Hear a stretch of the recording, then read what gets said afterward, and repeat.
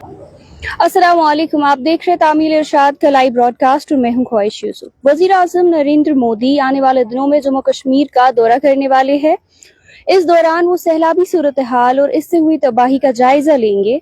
जराये के मुताबिक वो कटरा में माता वैष्णो देवी श्राइन के रास्ते पर हुए लैंडस्लाइड का एरियल सर्वे करेंगे, जहां 35 अफराद जिंदगी से हाथ धो बैठे।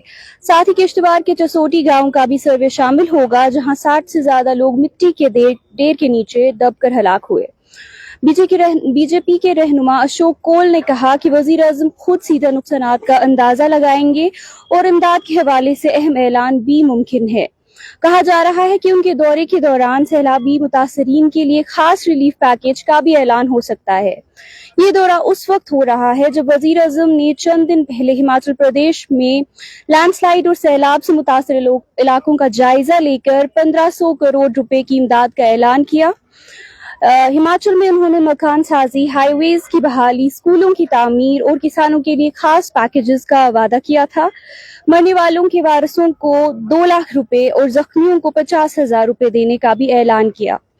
जराये कहते हैं कि जम्मू कश्मीर के लिए भी मरकजी हुकूमत की तरफ से वाज़ेह इमदाद पैकेज की उम्मीद की जा रही है। मजीद खबरों के लिए हमारे साथ बने रहिए और देखते रहिए तामील इरशाद का मल्टीमीडिया प्लेटफॉर्म।